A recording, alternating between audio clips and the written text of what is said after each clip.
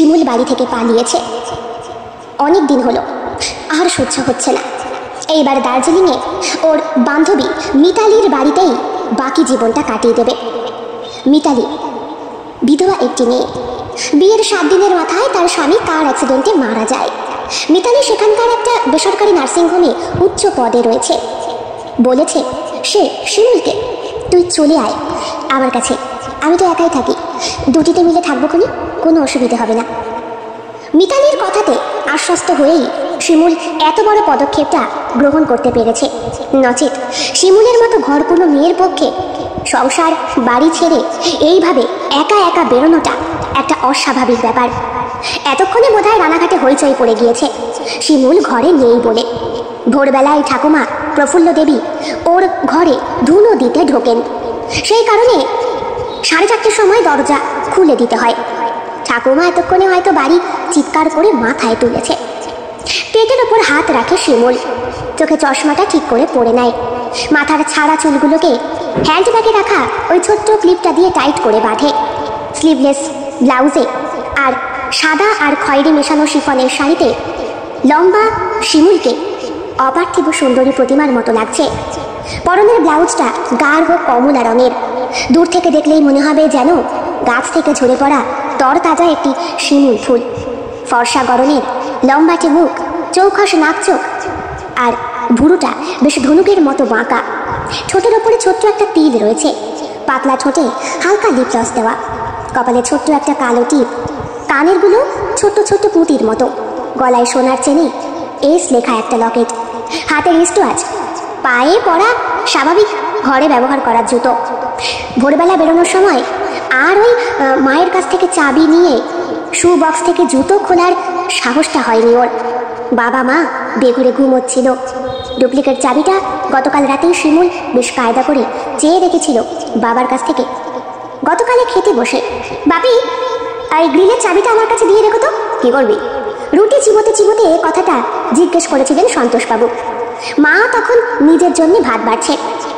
সন্তোষবাবুর sugar আছে, তা আবার হাই, সঙ্গে রয়েছে হাই প্রেশার, তাই মানসিক ঝুঁকি বেশি একটা সামলাতে পারেন না। রিটায়ার্ড হয়েছেন করোনার সময়, সেই 2019-এ। সবসময় ঘরে থাকতে থাকতে এই লোকটা কেমন যেন ঘর কোনো মেয়ে মানুষের মতো হয়ে গিয়েছেন। সেই যে করোনার সময় থেকে বাইরে বেরোনোর প্রতি আতঙ্ক, ওটা এখনো ওনার ভেতরে চাপা উত্তেজনার মতো কাজ করে।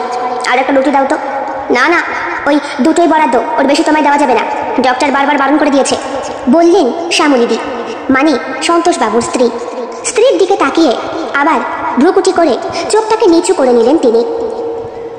বেশ উচ্চমানের চেহারা ছিল ওনার, দেখেই মনে হতো একজন মিলিটারি ম্যান। সেই গড়ন, সেই পোশাক, সেই চেহারা কিছুই আর এখন মানায় না। পরনের পোশাকটাও একে ওকে দান করে দিয়েছেন তিনি। যা কিছু এখন ওনার এই রোগা শরীরে সবটাই ছোট সাইজের লাগে। একসময় নিজের গোপ জোড়া নিয়ে বেশ নিজেকেই নিজে প্রশংসা করতেন তিনি। গোপের মধ্যে তা দিয়ে দিয়ে সবার সাথে হাঁটুর ওপর হাতের বাড়ি মেরে মেরে কথা বলতেন।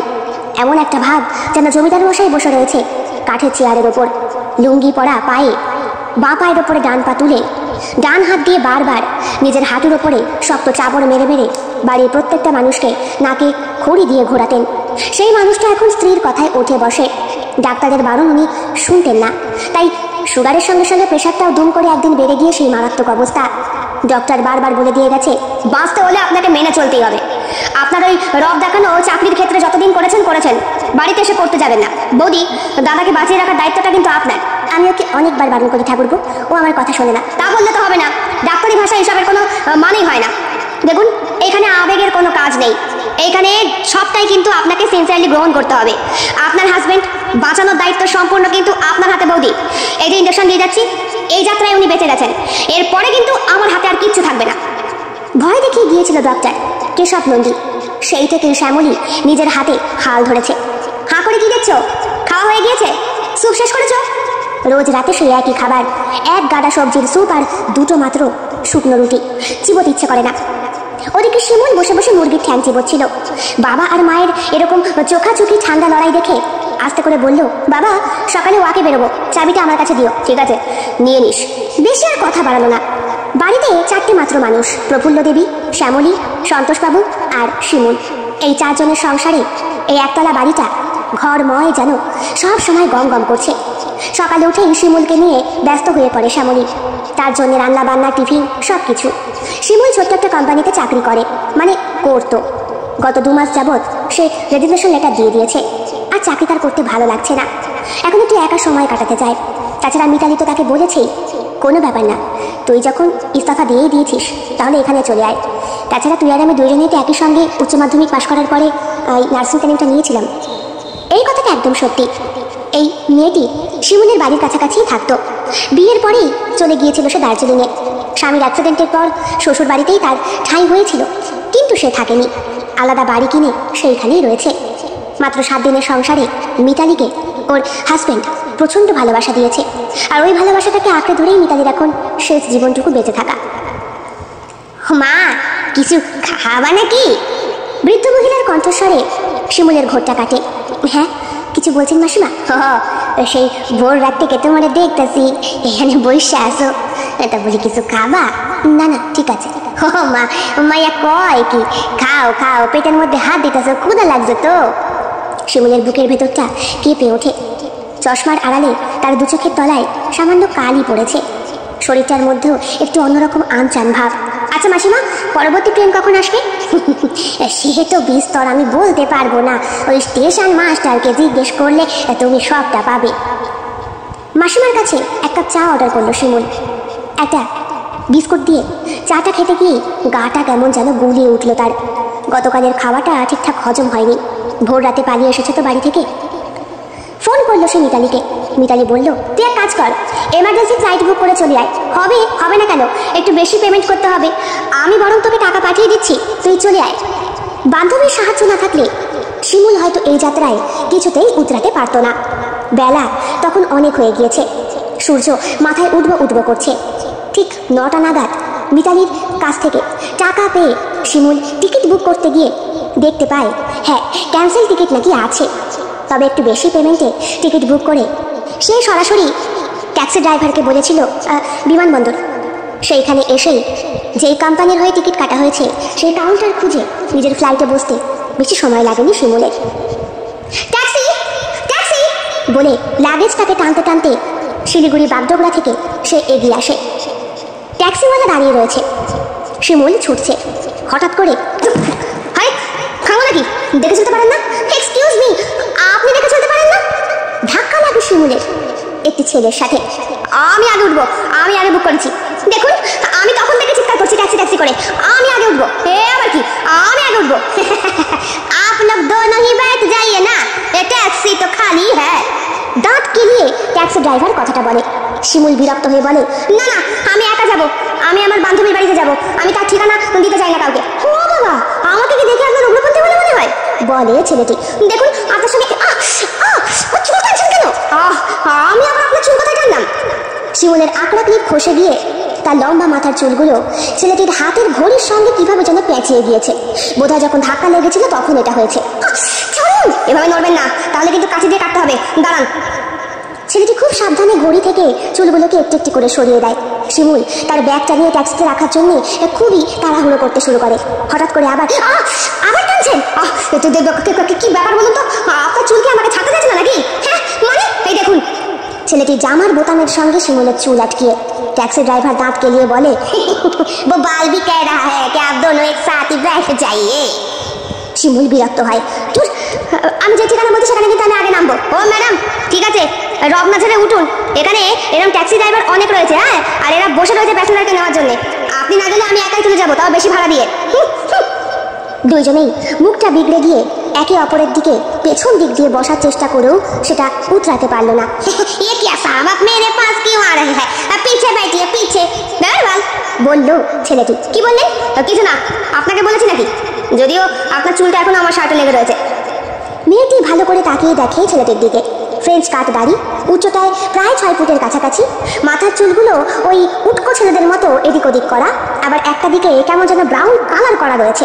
পরনে অলিভ কালারের টি শার্ট আর ব্ল্যাক কালারের প্যান্ট। হাতে রিস্টোয়াচ, আর এক হাতে সলমান খান স্টাইলের একটা ব্রেসলেট। একটা ব্রিফ কেস রয়েছে এক হাতে, আর এক হাতে রয়েছে ট্রলি ব্যাগটা। দেখে মনে হচ্ছে অনেক দিনের ট্রিপ। চোখে একটা সানগ্লাস ছিল, বোধহয় খুলে রেখেছে, সেটা রয়েছে ওর ঠিক গেঞ্জির মাঝখানটায়। উঠে বসে দুইজনে। চালিয়ে বলে ওঠে ছেলেটি। দাদা এই ঠিকানাটা বলে একটি ঠিকানা দেখায় শিমুল। ये तो নার্সিং হোম সে जाने से कुछ আলাদা ही রাস্তা হ্যাঁ। হ্যাঁ ওই আলাদা রাস্তাতেই ওখানে থাকে আমার বান্ধবী। নার্সিং হোমের থেকে একটু বাদিকে তো। হ্যাঁ वही है আমাকে এখানেই ছেড়ে দেবেন? ঠিক আছে, 500 रुपया लगेगा। ঠিক আছে যা লাগে চলুন। এবার ছেলেটি বলে, নার্সিং হোম মাউন্টবাদী হচ্ছে নাকি? মানে আরে আমি তো ওখানেই যাবো, আমি ওখানকার ইনচার্জ, দেখাশোনা করতে যাচ্ছি। রিসেন্টলি একটা সমীক্ষা এসেছে, দেখুন আপনার সমীক্ষা আমার কোনো ইন্টারেস্ট নেই, আপনি চলুন। ট্যাক্সি স্টার্ট হতেই ওরা যাত্রা শুরু করে। শিমুল মনে মনে ভাবে, এই লোকটাকে টলারেট করবো কি করে এতক্ষণ ধরে? তো মুটকো ছেলে, বাঁধে ছেলে। আর অন্যদিকে বসে বসে ছেলেটি ভাবে, বাল এসে একেবারে বাল নিয়ে টানাটানি শুরু হলো, ভালো লাগে না। ফোন আসে ওর, বলে হ্যাঁ নেমে গেছি। আরে দর বাড়া কি ফোন করবো তোকে বলতো? কি ঠিকানা দিয়েছিস? লাউড়া ট্যাক্সিওয়ালা বুঝতে পারে না। এক্সকিউজ মি, পাশে একটি মেয়ে বসে রয়েছে। তো মেয়ে বলে কি খ্রিস্টান না নাকি? বলে ছেলেটি। আপনি কত বড় ননসেন্স। হ্যাঁ ননসেন্স, ঠিক আছে, আপনি আপনার কানের মধ্যে তুলে বুঝে বসে থাকুন। যদি অন্য একটা ট্যাক্সি পেতাম। এই যে ম্যাডাম অন্য ট্যাক্সি পেলে আমিও উঠতাম, একা আপনি না। আরে বলিস না, ইলিটারেট। হোয়াট? আমাকে দেখে আপনার ইলিটারেট মনে হচ্ছে? এইবার রেগে ওঠে শিমুল। কি ভেবেছেন কি? হ্যাঁ বাংলায় কথা বলছি বলে কি আমি অশিক্ষিত? Mind your. বলতে গিয়েও থেমে যায় শিমুল, কারণ ছেলেটি দাঁত বের করে হেসে বসে আছে। এই অপমান করলে আপনাদের মুখ থেকে একটা শব্দই বেরোয়, এর বেশি কিচ্ছু বেরোয় না। আপনি কিন্তু আমাকে অপমান করছেন, না জেনে না শুনে। আপনিও তো আমাকে অপমান করছেন, না জেনে না শুনে। বলে আবার শিমুল মুখটা ঘুরিয়ে নেয়। ছেলেটি আবার ফোন করে যেন কাকে। আর বলিস না, নেমেই ধাক্কা খেয়েছি। হ্যাঁ না বুকে লাগবে কেন রে বাল? হ্যাঁ না লাগেনি, ঠিক আছে তুই ডাক্তার, পরে কথা বলছি। অসহ্য লাগছে শিমুলের, কতক্ষণে যে পৌঁছাবে বুঝে উঠতে পারে না। দাদা কতক্ষণ লাগবে? बैठिए 3 घंटा लगेगा। 3 ঘন্টা? ঘন্টাখানেক যাবার পরে দেখতে পায় শিমুল ছেলেটি হাঁ করে ঘুমোচ্ছে গাড়ি সিটের ওপরে মাথা দুলিয়ে। বাবা হাঁ করে ঘুমায়, আবার না করে ডাকে, ঠিক কি বিচ্ছিরি। বলতে বলতেই ছেলেটির মুখের সামনে থেকে একটা মাছি ভনভন করে উড়ে গেলে শিমুলের হাসি পেয়ে যায়। কে নিলেই ভালো করতো। সঙ্গে সঙ্গে উঠে বসে সে। আমি প্রে করছি ঠাকুরের কাছে। হ্যাঁ হাঁ করে দাঁত বের করে প্রে করছেন? কি দেখে শিখলেন? মোবাইলের বিল বোধ হয়। বলে হাসে শিমুল। ছেলেটি বলে, না যে রাস্তায় এখন উঠছি সেটা যথেষ্ট খারাপ, আপনি হয়তো প্রথম এসেছেন, আমি এই নিয়ে অনেকবার এসেছি। বলে ছেলেটি। কি দাদা ঠিক বললাম না? একদম ঠিক বাত, একদম ঠিক বাত বললে ড্রাইভার মহাশয়টি। সত্যি রাস্তাটা খুবই উঁচু, শিমুলের শ্বাসকষ্ট হচ্ছে। ব্যাগগুলো তো সব রেখে দিয়েছে ট্যাক্সির পেছনে। এইবার কি ব্যাপার, এতক্ষণ বকবক করছিলেন, এখন একেবারেই চুপ করবেন? Any problem? কি হয়েছে আমাকে বলুন, আমি একজন ডক্টর। আমার অ্যাস্তমার প্রবলেম আছে, হাইটে উঠছে তো তাই। ওফ দাদা একটু দাঁড়ান তো, আপনার ডিকিটা খুলুন তো। ছেলেটি নিজের তৎপরতায় জিজ্ঞেস করে মেয়েটিকে, কোথায় আছে? আমার পাপা সাইড পার্সে। ছেলেটি সাইড পার্সটা খুঁজে মেয়েটির কাছে আগে দিয়ে বলে, এক্ষুনি একবার টানুন, নাহলে অসুবিধা হবে। ইনহেলারটা বার করে টেনে নেয় শিমুল 2 থেকে 3 বার, তারপরে বলে, থ্যাঙ্কস। তাতেই যখন প্রবলেম এটা তো কাছে নিয়ে বসতে পারেন। না আসলে বুঝতে পারিনি এরকম চড়াই উতরাই হবে, থ্যাংক ইউ সো মাচ। বাকি রাস্তাটুকু একে অপরের সাথে আর কথাবার্তা হয়নি, কিন্তু পৌঁছানোর ঠিক 15 মিনিট আগে শিমুল বলে, আপনি কোথা থেকে আসছেন? কলকাতা। ও আপনি রানাঘাট। আচ্ছা কী জন্যে? আমার এক বান্ধবীর বাড়ি, মানে বান্ধবী মিতালি নার্স, ওখানকার বড় একটা নার্সিংহোমে, সেই জন্যই। ও মিতালি গোমস, আমি চিনি তো। আপনি চেনেন? হ্যাঁ খুব ভালো করেই চিনি। আর মিতালি খুব ভালো একটি মেয়ে, ওর হাজব্যান্ড রনর মৃত্যুর পর ও এখানেই বাড়ি কিনে রয়েছে। রন মিতালিকে খুব ভালোবাসতো। আপনি ওদেরকেও চেনেন? হ্যাঁ চিনব না কেন, রন আর আমি তো একসাথেই হাফ মঞ্জিলা গয়া বললে সেই ড্রাইভার মহাশয়টি। হ্যাঁ থ্যাংক ইউ। আপনার লাগেজপত্র বের করতে হবে না, আমি বের করে দিচ্ছি। কোথায় যাবেন বলুন, আমি পৌঁছে দিচ্ছি। মিতালি বাড়িতে পৌঁছানোর জন্যে বারবার ফোন করছে, ঠিকানা বলে দিচ্ছে। একটা সময় শিমুল বলে, এই তুই রাখ তো, আমি একজনকে পেয়েছি, তোকে নাকি চেনে। আপনার নামটা? স্বর্ণদীপ। স্বর্ণদীপ বলছে? ফোনের ওপার থেকে মিতালি বলে, স্বর্ণ, বাহ তোর সঙ্গে খুব ভালো একটা ছেলে দেখা হয়েছে, ও তো আমাদের নার্সিংহোমেই আসছে। জানিস বেশ কদিন ধরে নার্সিংহোমে বাচ্চা চুরি চলছে। হ্যাঁ সেই কেসের ব্যাপারেই ও এসেছে। হ্যাঁ আমি জানি তো। না ও এখানেই থাকবে কদিন। ভালো হয়েছে, তুই তুই বরং ওকে নিয়ে সঙ্গে করে আয়। ফোনটা রেখে দেয় মিতালি। বেশ সুন্দর দৃষ্টিতে শিমুল তাকায় স্বর্ণের দিকে। স্বর্ণ বলে, নিন, ট্যাক্সি ভাড়া মিটিয়ে দিয়েছি। হে বাবা, কেন? হ্যাঁ ঠিক আছে ঠিক আছে, একে আপনি লেডিস, তার উপরে সুন্দরী, তার উপরে একা। বলা যায় যদি আপনার সঙ্গে একটা ভালোবাসার সম্পর্ক তৈরি হয়। আপনাকে যেমন ভেবেছি আপনি তার থেকে তত বেশি খারাপ। থ্যাংক ইউ, এরকমই বলে আমার সব গার্লফ্রেন্ডরা। কটা আছে? প্রচুর আছে কলকাতায়, একটাও ঢকেন না। আপনাকে দেখে মনটা বেশ ফুরফুরে লাগছে। আমি আপনার সঙ্গে যাবো না। আরে বাবা, মিতালি আমার কত প্রশংসা করলো বলুন তো। হতে পারে হাজার ভ্রমরের মধু খেয়ে বেড়াই আমি, হাজারো ফুলের ভ্রমর হয়ে, কিন্তু আপনি বেশ অন্যরকম। আপনি কি আমার সঙ্গে চ্যাটিং করছেন? ধরে নিন তাই। অসহ্য, বলে মিতালি। একটা কথা জানেন, যে খ্যাপালে খেপে যায় তাকে খ্যাপাতে আরো বেশি ভালো লাগে। ও, আমি বুঝি খেপি? তা নয় তো কি, কারা কারা মাথার চুল, খেপি নয় তো। দেখুন, খুব খারাপ হয়ে যাবে কিন্তু।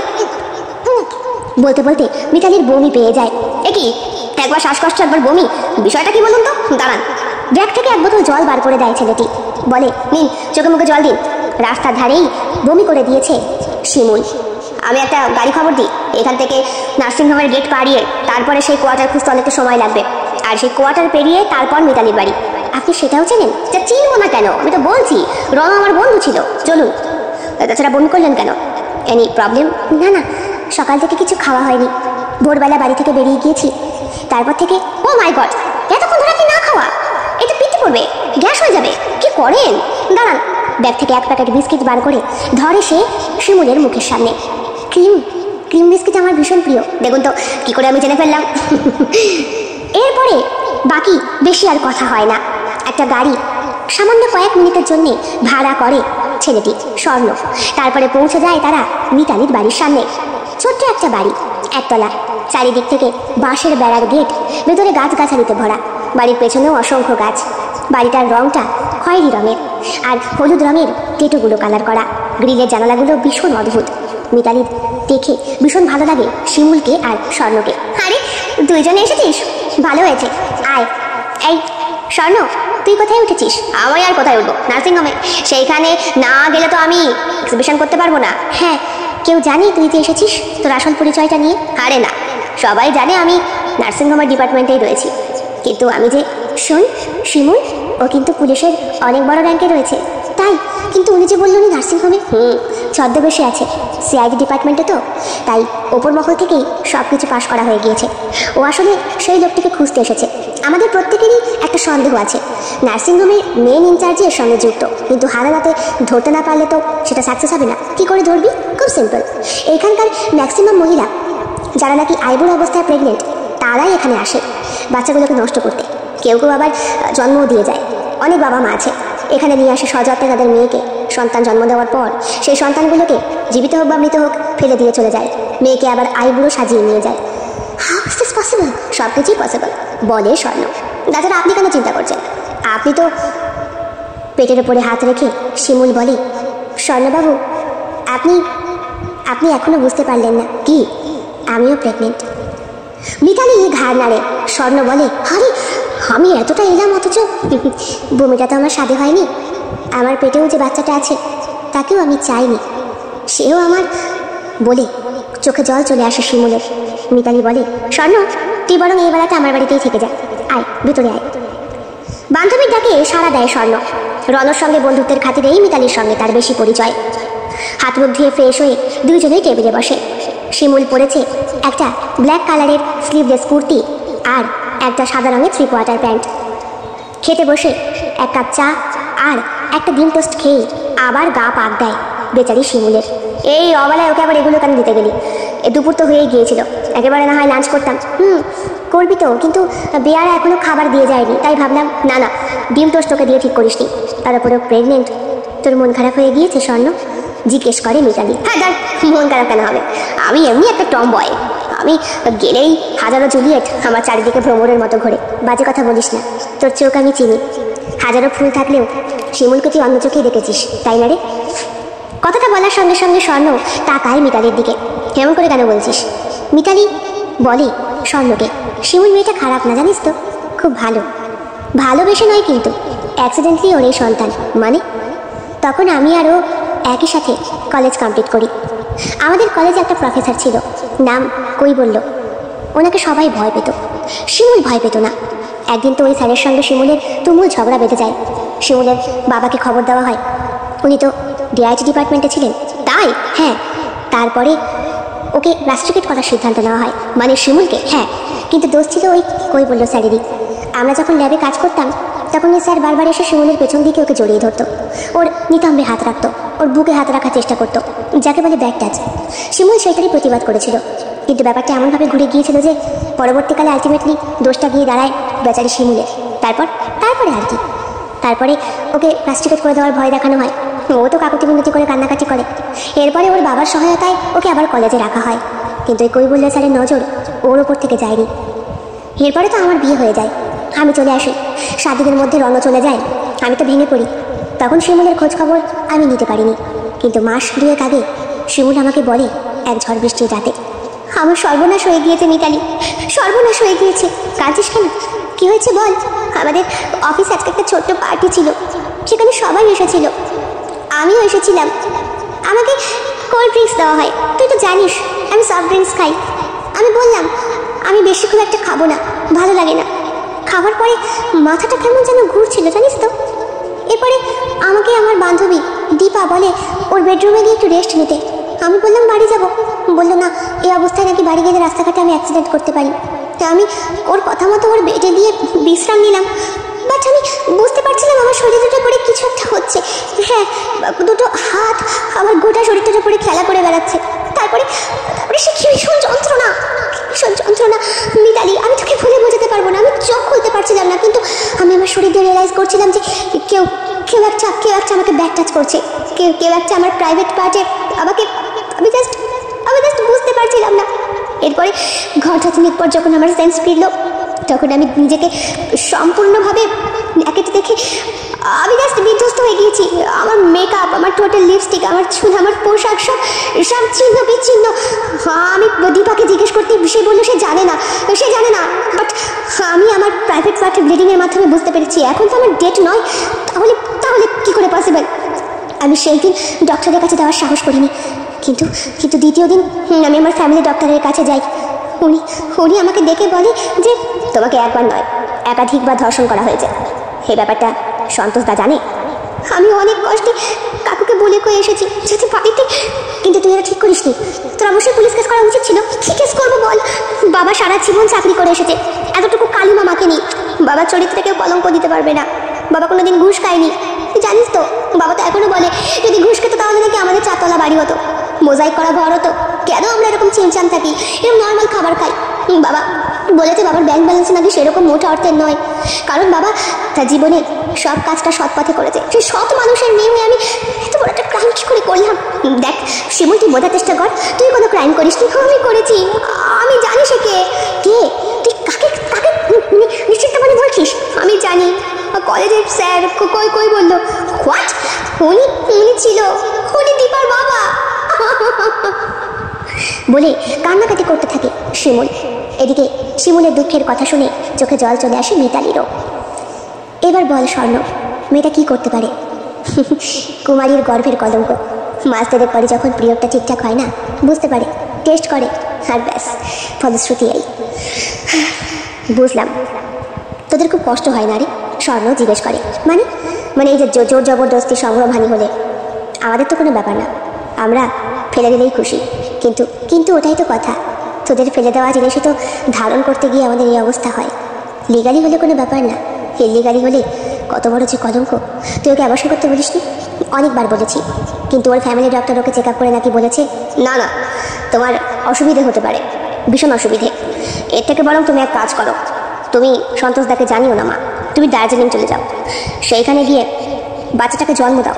দার্জিলিংয়ে এরকম অনেক আশ্রম আছে, অনাথ আশ্রম, আমি ব্যবস্থা করে দেবো। কি বলি? স্বর্ণ জিজ্ঞেস করে ওর বন্ধু মিতালিকে। হ্যাঁ, এইটাই বলেছে নাকি উনি। আর আমিও বললাম তাহলে তুই আমার কাছে চলে আয়, দুজনে মিলে থাকবো, বাচ্চাটাকে না হয় আমিই বড় করবো। হাসছিস কেন? না এমনি। চল তোর বান্ধবী কি করছে গিয়ে দেখি। স্বর্ণ এসে দাঁড়ায়। এই একটা ঘর মিতালি ছেড়ে দিয়েছে শিমুলকে। ঘরটা ছিমছাম, বিছানা আছে ছোট্ট একটা মিনি আলমারি, ড্রেসিং টেবিল, আর তার পাশেই রয়েছে শিমুলের লাগেজপত্র। তাকিয়ে দেখে স্বর্ণ শিমুল ঘুমিয়ে পড়েছে বিছানায়, পাতলা কম্বলটা গায়ে দিয়ে। চোখের তলার কালিটা এখন বেশ স্পষ্ট দেখতে পাচ্ছে স্বর্ণ। বলে, মিতালি কিরে, থাকবি না যাবি? না না, যেতে আমাকে হবে, তবে মনে হচ্ছে একটা সূত্র আমি পেয়েছি। মানেটা খুব সহজ। সেই দিন সন্ধ্যেবেলায় স্বর্ণ আবার আসে, জিজ্ঞেস করে মিতালিকে, কিরে বান্ধবী কেমন আছে? ভালো আছে, বাড়ি থেকে ফোন করেছে বুঝলি, থানায় কেস ফেস হয়েছে, সেই দারোগা ওকে ফোন করেছে। ও স্পষ্ট বলে দিল আমি স্বেচ্ছায় এসেছি, ফিরে যেতে চাই না। তাছাড়া ও তো অ্যাডাল্ট, ওর বাবা মা কান্নাকাটি করেনি। কোথায় আছে ঠিকানা জানতে চাইছে, বলেনি। ওর এখন একটিই মোটিভ, এই বাচ্চাটাকে জন্ম দিয়ে আস্থা করে ফেলে দেবে, তারপরে নিজের জীবনটা আবার শুরু করবে। তোর কাছে থাকবে তুই যে বললি, হ্যাঁ আমার কাছেই থাকবে, কিন্তু ওই পাপের ফল কেউ নিতে পারবে না। কিন্তু ও চায় না ওই লোকটি শাস্তি পাক। আর চেয়ে কী হবে বলতো, কী হবে চেয়ে? আমাদের চাওয়া পাওয়ার কোনো মূল্য দেয় না সমাজ, আমরা সবসময় কলঙ্কিত। ওই কৈবল্যর সন্তান যে ওর গর্ভে, এটা যদিও প্রমাণও করতে পারে, তবুও ওকেই প্রেশার দেওয়া হবে। বলা হবে ও কীরকম পোশাক পরে পার্টিতে গিয়েছিল, ওই লোকটিকে ওই হয়তো প্রলোভন দেখিয়েছিল, অথবা যেহেতু ওকে রাস্ট্রিকেট করার জন্য লোকটি চেয়েছিল, তাই ওরই হয়তো এটা প্ল্যান। কেউ বিশ্বাস করবে না স্বর্ণ দীর্ঘ নিঃশ্বাস ছাড়ে। পকেট থেকে ফোনটা বার করে ফোন করে রেণুকাকে। রেণুকা ফোন রিসিভ করে না। স্বর্ণর গার্লফ্রেন্ড, যার সঙ্গে দিন 15 মতো সে সম্পর্কে ছিল। শেষ দিন, যেদিন রেণুকে আর পছন্দ হচ্ছে না, সেই দিন স্বর্ণ চেয়েছিল একটা চুমু খেতে, কিন্তু রেণু কিছুতেই ওকে চুমু খেতে দেয়নি। বারবার বলেছে, না না, বিয়ের আগে চুমু টুমু না চালাও। জাস্ট এইটুকু কথার জন্য স্বর্ণ ওকে চড় মেরেছিল ভরা পার্কের মাঝখানে। খুব একটা বেশি দিন একটি মেয়ের সঙ্গে লাইন চালাতে পারে না স্বর্ণ, হাঁপসে ওঠে। বারবার বিভিন্ন রকম ফুলের মধু খেতে পছন্দ করে সে। এখন যেন বুঝতে পারছে শিমুলের মধ্যে দিয়ে এটা কত বড় যন্ত্রণার জিনিস। কি আপনি কখন এসেছেন? ও উঠে পড়েছো? অনেকক্ষণ। উঠলাম, বান্ধবী রান্না করে দিল, খেলাম। বান্ধবী রান্না করেছে মানে? হ্যাঁ, ও যাকে খাবার অর্ডার দিয়েছিল সে বেচারা নাকি মাল খেয়ে টোল হয়ে পড়ে রয়েছে রাস্তায়, কুকুরে নাকি হিসু করে দিয়ে যাচ্ছে মুখের ওপরে, তাও সেন্স ফিরছে না। ওর বউই বলল, বউয়ের কাছে তো উদম খায়, আমাকে মিতালি রান্না করে দিল, তাই খেলাম। ও এখন কেমন লাগছে? ভালো। আচ্ছা, আপনি তো সিআইটি পদে রয়েছেন তাই না? ওই সিবিআই স্পেশাল ব্রাঞ্চে ডিপার্টমেন্ট অফিসার। কেন বলুন তো? না মানে ডক্টর তো নন। না না, ডক্টর নই। কেন? না আসলে শরীরটা কেমন লাগছে তো, বমিও পাচ্ছে। যদি একটা ভালো গাইনি ডাক্তার দেখাতে পারতাম। তাহলে কি করতে? না, বাচ্চাটা যেহেতু পেটের মধ্যে রয়েছে, সেহেতু জন্ম তো আমাকে দিতেই হবে, যন্ত্রণাও সহ্য করতে হবে, কিন্তু ওই নষ্ট জিনিসটাকে আমি গ্রহণ করতে পারবো না। আপনি জানেন আমার সাথে কি হয়েছিল? জানি, সবার বলতে হবে না। আমি জানতাম মিতালি ঠিক বলবে, ও আমার খুব ভালো বান্ধবী তো। আপনি নিজে বুঝতে পারেননি যখন আপনার উপরে টর্চার চলছে? বিশ্বাস করুন স্বর্ণবাবু, বলে শিমুল হাত দুটো ধরে স্বর্ণর শরীরটা শিহরিত হয়ে ওঠে। শিমুল স্বর্ণের হাত দুটোর বুকের মাঝখানে নিয়ে বলে, আমি বুঝতে পারছিলাম, বাট আমার কোনো সেন্সে কাজ করছিল না। আমার শরীর দিয়ে বুঝতে পারছিলাম যে কেউ একটা আমার ক্ষত বিক্ষত করছে, কিন্তু আমি সাড়া দিতে পারছিলাম না। আমার হাত পা অসাড় হয়ে গিয়েছিল। তারপর বারবার প্রচণ্ড যন্ত্রণায় আমি কানে পাগলের মতো হয়ে গিয়েছিলাম। কেঁদে ফেলে আবার শিমুল। স্বর্ণ ওর হাত দুটো দিয়ে চোখের জল মুছিয়ে দেয় শিমুলের। কেমন একটা অধিকার বোধে নিজের বাহু ধরে জড়িয়ে ধরে শিমুলকে, ওর ক্রন্দনরত মুখটা নিজের বুকের মাঝখানে চেপে ধরে। এই মুহূর্তে স্বর্ণের শার্টটা ভিজে যাচ্ছে শিমুলের চোখের জলে। হে কি তোরা এখানে দাঁড়িয়ে? জিজ্ঞেস করে মিতালি। চোখের জলটা মুছে নিজেকে সামলায় শিমুল। স্বর্ণ বলে, হ্যাঁ, তোর বান্ধবীকে সান্ত্বনা দিচ্ছিলাম, তাছাড়া আমার বুক অলওয়েজ খোলা তোদের মতো প্রত্যেকটা সুন্দরীর জন্য। আয়, তুইও কাঁদবি নাকি? তোর আড্ডা গেল না রে, আয় কফি খা। অনেকক্ষণ ধরে আড্ডা দেয় তিনজনে। বিদায় লগ্নে স্বর্ণ বলে, চলি শিমুল। এই মিতালি, আসি রে। আবার কখন আসবেন? আপনি আড্ডা করলে তো আর আসবো না। না মানে ঠিকই তো বলছে, বলে মিতালি। তুই আপনি করছিস কেন? আমাদের বয়সেই তো, মানে 2-3 বছরের বড় হতে পারে। তবে রণ কিন্তু স্বর্ণর খুব প্রশংসা করতো। আপনার বাড়িতে, সরি তোমার বাড়ি থেকে কে আছে? বাড়িতে বাবা আছে, মা আছে, দিদি আছে, জামাইবাবু আছে। ও, দিদি বুঝি কাছেই থাকে? জামাইবাবু প্যারালাইজড। কেন? দিদিকে ভালোবেসে বিয়ে করার পরই বাড়িতে মেনে নেয়নি দিদিকে। জামাইবাবু দিদিকে নিয়ে ফিরে আসার সময় সিঁড়ি দিয়ে পড়ে গিয়ে মাথার পেছনে। ও মাই গড, কি অবস্থা! দিদি বুঝি শ্বশুর বাড়ি গিয়েছিল? হ্যাঁ, জামাইবাবুর মধ্যে কনফিডেন্স ছিল, ফুললি কনফিডেন্স, দিদিকে নাকি মানবেই। আমার দিদি খুব সুন্দরী। আমার দিদির নাম অমরাবতী। অমরাবতী মানে অমরাবতী? হ্যাঁ, অমরাবতীর সান্যাল। ও খুব ভালো গাইয়ে তো, ওনার গান আমি খুব শুনি। ওনার সেতার শুনলে আমার দুঃখের মুহূর্তগুলো আমার পাশ থেকে চলে যায়। আপনি আপনি তার আবার আপনি সরি, ওনার মতো ব্যক্তিত্বকে আপনি ছাড়া তুমি বলে আমি ছোট করতে পারবো না। আরে বাবা, দিদি না হয় ব্যক্তিত্ব, আমি তো অধর্মের লোক নাকি, আমাকে তুমি করে বলতে হবে? চিৎকার করে বলে ওঠে স্বর্ণ। আহা স্বর্ণ, তুই উত্তেজিত কেন হচ্ছিস বলতো? বলে মিতালি। একেই তোর বুকের ছাতি এত উঁচু, উত্তেজিত হলে আরো উঁচু হয়ে যায়। ও সরি, বলে স্বর্ণ।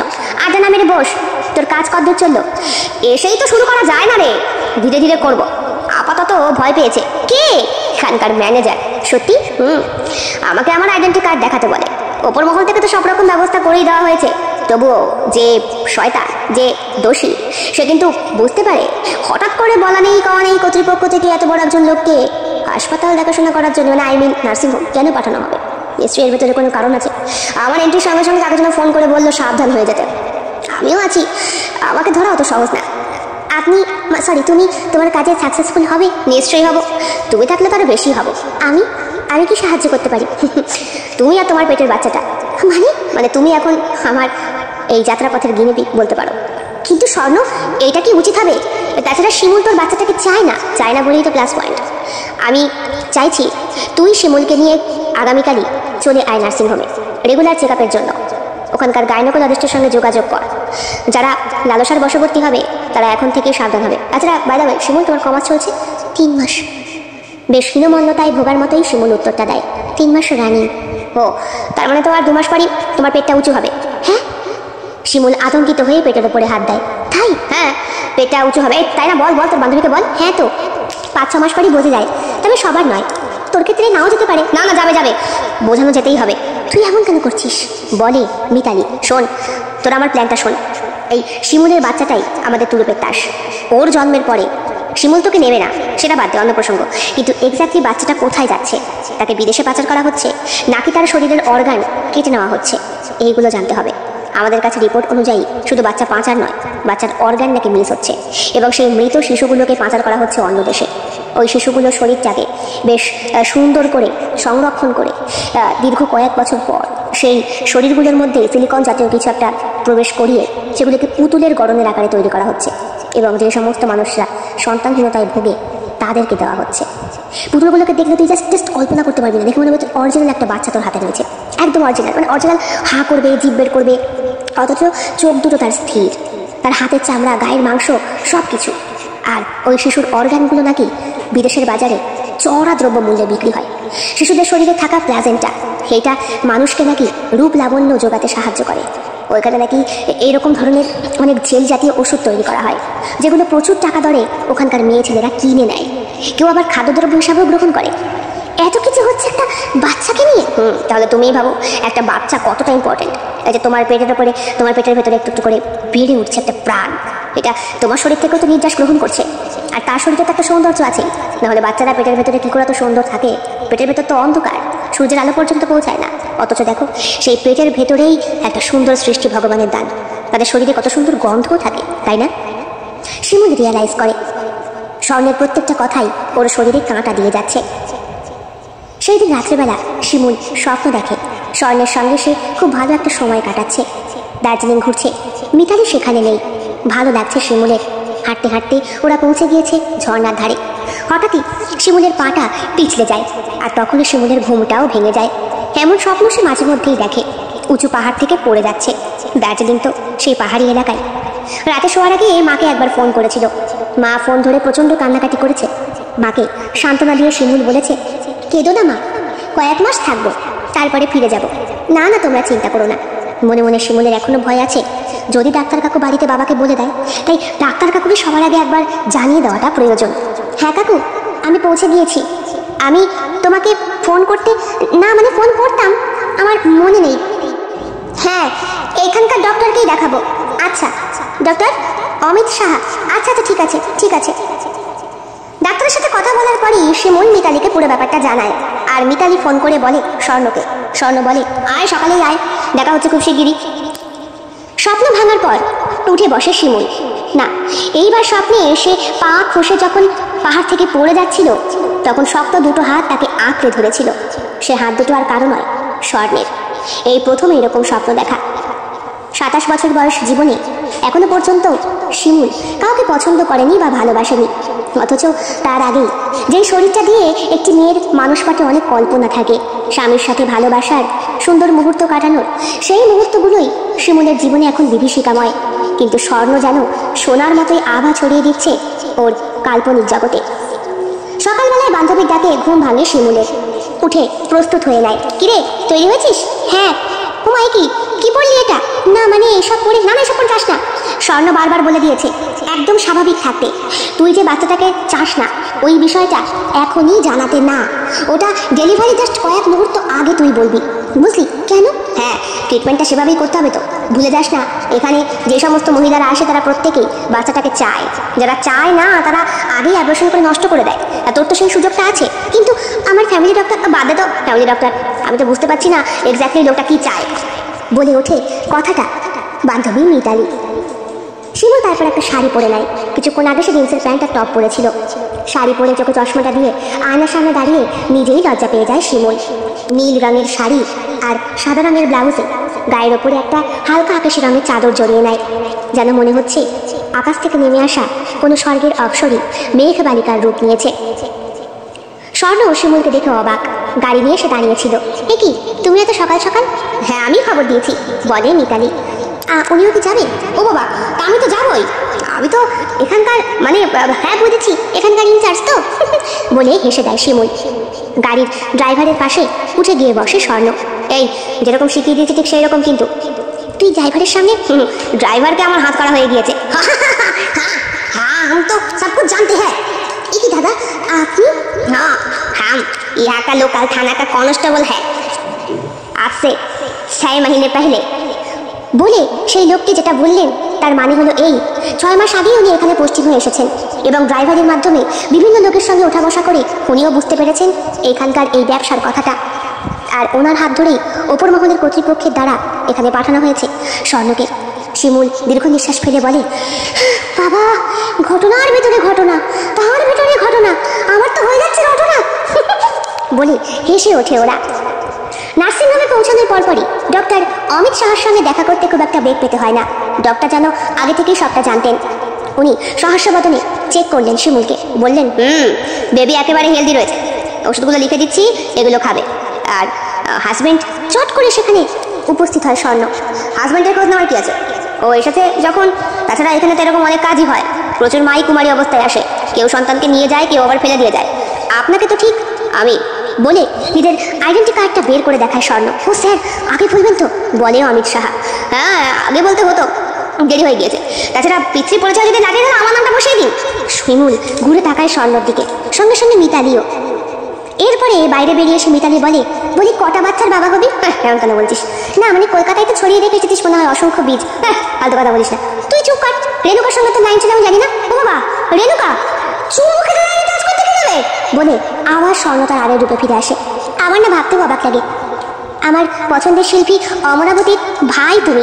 ভাবতে গেলেই গাটা ঘিন ঘিন করে ওঠে। এই দেখো, পথ ঘুরে রাগ করে চলে যায়। দেখেছিস তোর বন্ধুর মুখের ভাষা দেখেছিস? শিমুল হাত দিয়ে মিতালিকে দেখায়। মিতালি বলে, ও সবসময় এরকমই রে, একটু ফ্র্যাঙ্কলি মেশে। ফ্র্যাঙ্কলি না, মাই ফুট বলে শিমুল। হাঁটতে হাঁটতে যাচ্ছিল, পাটা পিছলে পড়ে যাচ্ছিল সে পাহাড় থেকে, ঠিক গতকালের স্বপ্নের মতো। স্বর্ণ গিয়ে জাঁপটে ধরে তাকে। শিমুল এই মুহূর্তে রয়েছে স্বর্ণের বাহুডোরের মাঝখানে।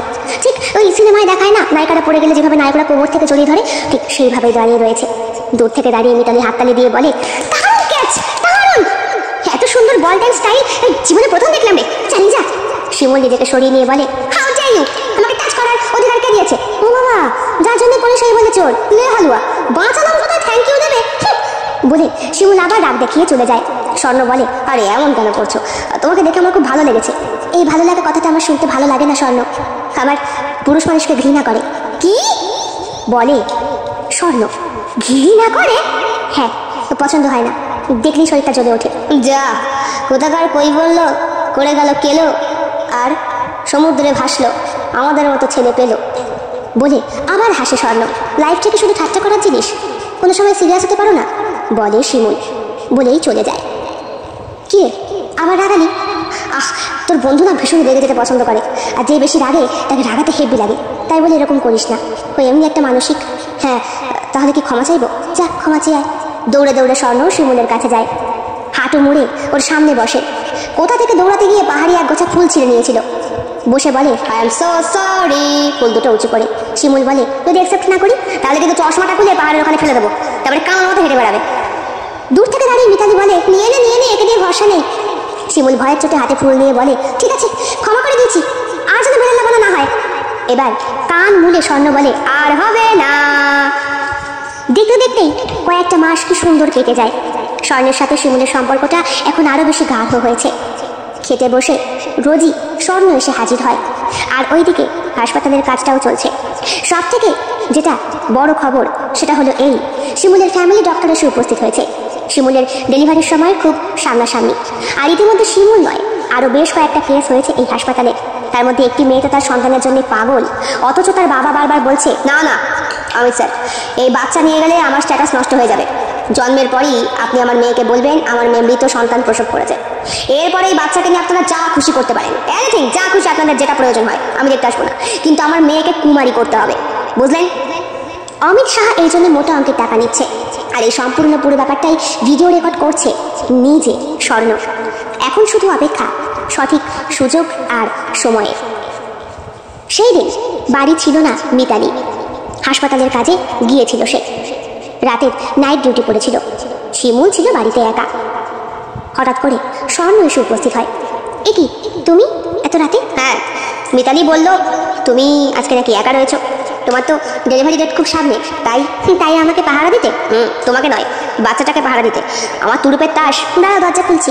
শিমুল চাবি এনে দরজাটা খুলে দেয়। Thank you. স্বর্ণ ঘরের ভেতর ঢোকে। বাহ, পেটটা তো ফুলে ফুলে বেশ আলো হয়ে গিয়েছে, দেখুনি মনে হচ্ছে? না, সবসময় শাড়ি পরে থাকো তো, তাই নাইটি পরেছে বলে বেশ ভালোই লাগছে। একটু হাত দেবো? কেন না, দেখবো বাচ্চাটা নড়ছে কিনা। সবসময় নড়ে, ছটফট করে, আর ওর ওই নড়ানিতেই না আমার এই স্যারের মুখটা মনে পড়ে। শিমুল বসেছে সোফায়, আর বসার সঙ্গে সঙ্গে বাচ্চাটা নড়ে ওঠে। স্বর্ণ হাত দিয়ে বলে, আরে বাস, লাঠি মারছে তো? লাঠিটা ওর বাপটাকে মারতে পারলে বেশি খুশি হতাম। যাক, এতক্ষণে একটা ভালো কথা বলেছো। তাহলে বাপটাকে লাঠি মারলেই তো হয়। তুমি ওকে জন্ম দাও, বড় করো। মাথা খারাপ নাকি? বাবা মাকে কথা দিয়েছে আমি ফিরে যাব। তাছাড়া আমি আমার জীবনটায় এইভাবে নষ্টামির মধ্যে দিয়ে কাটাতে চাই না। বাচ্চাটা আমার সব কিছু শেষ করে দিয়েছে, আমার ভবিষ্যৎ, সব কিছু, আমার কেরিয়ার। আমি নতুন করে জীবনটা আবার শুরু করতে চাই। স্বর্ণ খুব কাছে এগিয়ে আসে শিমুলের। এতক্ষণ সে ওর পেটের উপরে হাত দিয়ে নিচে বসেছিল। সোফায় বসে নিজের বাঁ হাতের মধ্যে শিমুলকে টেনে নেয়। তারপর ওর মাথার চুলে বিলি কাটতে কাটতে বলে, একটা কথা বলবো? কি? আমার সঙ্গে নতুন করে শুরু করা যায় না? আমার যে ভয় হয়। আমি ভয়ের জিনিস না। তুমি আমাকে অনেকবারই বাঁচিয়েছো, কিন্তু ওই রাতের কথা মনে করতে গেলেই। স্বর্ণ শিমুলের খুব কাছে এগিয়ে আসে। ওর ঠোঁটের কাছে স্পর্শ করতে যাবে ঠিক এমন সময় শিমুল বলে, অ্যাম্বুলেন্সে খবর দাও। কেন, কি হলো? সালা জন্মানোর সময় পেল না, বলে স্বর্ণ। তাড়াতাড়ি অ্যাম্বুলেন্সে খবর দেয়। মিতালিকে খবর দেওয়া হয়। শিগগিরই শিমুলকে ভর্তি করা হয় এমার্জেন্সি ডিপার্টমেন্টে। এই তো এইবারে সেই মাহেন্দ্রক্ষণ। ঘণ্টাখানেক পরে জানতে পারে মিতালি, কারণ সে নিজেই ছিল সেইখানে উপস্থিত। অমিত সাহার হাতে জন্ম দিয়েছে শিমুল একটি ফুটফুটে কন্যা সন্তানের। খুব সুন্দর কন্যা সন্তানটা, দেখেই মনে হবে যেন কোলে জড়িয়ে চুমু খাই। তাছাড়া শিমুলের মুখে বান্ধবী দীপার সম্পর্কে শুনেছিল মিতালি, দীপাও নাকি খুব সুন্দরী। তাহলে দীপার বোন কেন সুন্দরী হবে না? ঠিক স্যার, বাচ্চাটাকে নিয়ে কোথায় যাচ্ছেন? তাছাড়া আপনার পেশেন্ট তো আপনাকে বলেনি যে বাচ্চাটা তার চাই না। Shut up! কত টাকা লাগবে? টাকা? টাকা মানে আপনি এগুলো কি বলছেন স্যার? বলে মিতালি, আমার বান্ধবী বাচ্চাটাকে প্রয়োজন। বান্ধবী? হ্যাঁ, পেশেন্ট নয়। না। বাহ, বলে ভালোই করেছো। শোনো, এই বাচ্চাটাকে নেওয়ার জন্যে কলকাতা থেকে একজন বস এসে বসে রয়েছে। মানে? হ্যাঁ, রানাঘাটের সেই এক পাঁতি ডাক্তার। বাবা, কি করে যে এসব লাইনের সঙ্গে যুক্ত হলো। কলকাতার এক দম্পতি রয়েছে, বহু বছর ধরে সন্তানের জন্য বসে, তাদের কাছে চড়া মূল্যে বিক্রি করবো। কিন্তু স্যার, আমার বান্ধবী তো এই বাচ্চাটাকে চায়, আর চাই বলেই ফ্যামিলি ছেড়ে এখানে এসেছে। আমি এইভাবে বাচ্চাটাকে মেরে ফেলতে দেবো না, নিয়ে যেতে দেবো না। মরবে না তো, বেঁচে থাকবে তো। আর যেই কোটি টাকার দম্পতি তাকে নিতে এসেছে, ওরা নেওয়ার জন্য বসে আছে এখানে। আমি ওদের কাছে দিয়ে আসি। এটা করবেন না, করবেন না স্যার। এই গার্ড, একে ধরো চেপে। মিতালিকে চেপে ধরবে কি, তার আগে গার্ডেরা ধুপ ধুপ করে পড়লো অমিত সাহার পাশে। ছোট্ট শিশুটি তখনও তোয়ালের মধ্যে মোড়া, তার চোখ দুটো খুলে মিশে, কোকড়া কোকড়া চুলে পিটপিট করছে চোখের চাকুনিটা। হয়তো অত্যাধিক আলোর জন্য তাকাতে পারছে না। বাচ্চাটা দিয়ে দিন। আপনি স্যার এসবের মধ্যে কেন রয়েছেন? আপনি স্যার? হ্যাঁ, কনস্টেবল। বলার সঙ্গে সঙ্গেই সেই ড্রাইভার কনস্টেবলটি দাঁত কেলিয়ে এগিয়ে আসে, সঙ্গে তার বিরাট পুলিশ ফোর্স। গোটা হাসপাতাল চত্বর, নার্সিংহোমের প্রত্যেকটা ঘর ঘিরে ফেলা হয়েছে। যারা এসেছে বাচ্চাটাকে নিতে তাদেরকেও, এমনকি রানাঘাটের সেই ডাক্তারকেও ধরা হয়েছে। আপনি বাকি রয়েছেন, আপনার বিরুদ্ধে যাবতীয় প্রমাণ নথিপত্র আমার কাছে টেপ রেকর্ড করা, ভিডিও ফুটেজও রয়েছে। আপনি শিমুলকে নিয়ে গিয়ে ঠিক কী করেছেন, কতটা তাকে অজ্ঞান হওয়ার ওষুধ দিয়েছেন? শিমুল তো আপনাকে বলেছিল তার বাচ্চাটা চাই, নর্মালি তার হতো, কিন্তু আপনি তাকে জোর করে সিজার করালেন কেন? নর্মাল হলে তার যে সেন্স থাকবে, অন্যান্য মেয়েদের মতো ও তো বলছে না যে এই পাপটাকে আমার চাই না, আপনি তাই করলেন। কিছুদিন আগে লক্ষ্মী বলে একটি মেয়ে ভর্তি হয়েছিল, তার বাচ্চাটাকে আমি বাঁচাতে পারিনি, তার বাচ্চাটাকে আপনি সুন্দর করে পাচার করে দিয়েছেন সেই দিনের দিনই। মেয়েটি এখন পাগলের মতো হয়ে গিয়েছে। যদিও বাবা কোটিপতি, মেয়েকে নিয়ে গিয়েছে ভুলিয়ে ভালিয়ে, হয়তো বিয়ে দেবে আবার, কিন্তু প্রথম সন্তান হারিয়ে যাওয়ার শোকটা কি মেয়েটা সামলাতে পারবে?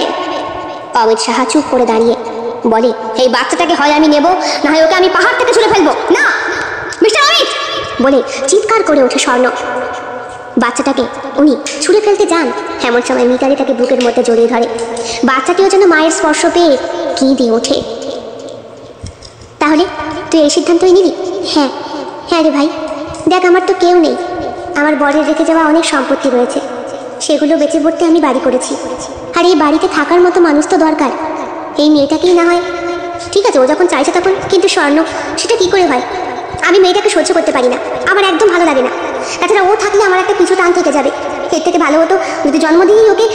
স্বর্ণ বলে, না না শিমুল এমন কথা বলো না, মায়েদের হাই লাগে। তুমি এসব মানো? মানি, সব মানি। আমার দিদিটা বিয়ে হওয়ার পর থেকে একটা বাচ্চার জন্য হর্নি হয়ে ঘুরে বেড়াচ্ছে, হবে কি করে? জামাইবাবু প্যারালাইজড, সেই জন্যই তো দিদির প্রত্যেকটা গানের মধ্যে অত বেদনা লুকিয়ে থাকে। সে তাদের প্রত্যেকটা ধ্বনি প্রেমের নয়, দুঃখের, বেদনার। বলে স্বর্ণের চোখেও জল চলে আসে। শিমুল বলে, কিন্তু কিন্তু এই বাচ্চাটা কটা দিন লক্ষ্মীটি, দুধ ছাড়তে পারছে না তো তোর, 2 মাস মতো দে, তারপরে না হয়। রাজি হয়ে যায় শিমুল। 2 মাস পরে ছোট্ট মেয়েটিকে বান্ধবীর কোলে দেওয়ার সময় শিমুলের বুক ফাটা কান্না চলে আসে। ওইদিকে পুলিশ কেস হয়েছে, নার্সিংহোম প্রায় বন্ধ হওয়ারই জোগাড় ছিল, কিন্তু সেটা হয়নি। নার্সিংহোমের মালিক পক্ষ সম্পূর্ণ নাকি নির্দোষ। কিছু ব্যবসায়ী রয়েছে যারা নিজেদের মুনাফা বৃদ্ধির জন্য এই অপকর্মগুলো করত। অমিত সাহাকে ধরা হয়েছে শিমুলের ফ্যামিলি ডক্টরকে, উনিও যুক্ত ছিলেন। রানাঘাট, পায়রাডাঙ্গা, চাকদা, কল্যাণী পর্যন্ত ওনার হাত ছিল, আর সেইটা উনি স্বীকার করে নিয়েছেন। শেষ দিন যখন দেখা হয়েছিল শিমুলের সঙ্গে, শিমুল বলেছিল, এই জন্যই কাকু তুমি আমাকে বাচ্চাটাকে মারতে বারণ করেছিলে, অ্যাবর্শন করতে বারণ করেছিলে, বলেছিলে জন্ম দিয়ে দার্জিলিংয়ের কোনো অনাথ আশ্রমে রেখে দিয়ে আসতে। তুমি এত খারাপ। বর্তমানে বিষয়টা ওর বাবা মাও জেনে গিয়েছে, তবে দার্জিলিংয়ে আসেনি, মেয়েকে বলেছে, তুই ফিরে আয় মা, তুই ফিরে আয়, তোর বাবার এত অসুখ, আর কদিনই বা বাঁচবো, তুই ভালো থাক, এটা দেখেই না হয়। বাবাকে শিমুল মায়ের থেকেও বেশি ভালোবাসে। বাবার আরতি শুনে সে আর নিজেকে ঠিক রাখতে পারেনি, তবে এই মুহূর্তে কোলের সন্তানটাকেও দিয়ে যেতে যেন তার বুক ফাটছে। স্বর্ণ ওর পিঠের ওপর হাত রেখে বলে, থাক না, এখন যখন মায়ের মমতা দিচ্ছ, তখন সত্যি সত্যিই না হয় আবার একটি সন্তান যে তোমার আমার ভালোবাসার হবে, তুমি আমায় গ্রহণ করতে পারবে, তোমার আমাকে দেখে ঘৃণা হয় না? না তো, তাছাড়া আমি তো আস্থা করে মাল, ঘৃণা খেতে বেশি ভালো লাগে। কত মেয়ের জুতো ঝাঁটা যে খেয়েছি, কেউ কি জানে ম্যাথমেটিক্স ডিপার্টমেন্টে চাকরি করি, আমার চরিত্রের কলঙ্ক আছে, তাই তো তোমাকে বিয়ে করে মানে সরি, যে ফুল দেবীর পায়ে যায় শিমুল, ওই শিমুলকে বিয়ে করে আমার এই অপবিত্র বা রাক্ষসের জীবনটাকে আমি শুধরাতে চাই। তুমি আর কোনো দিন শুধরাবে না, বলে শিমুল।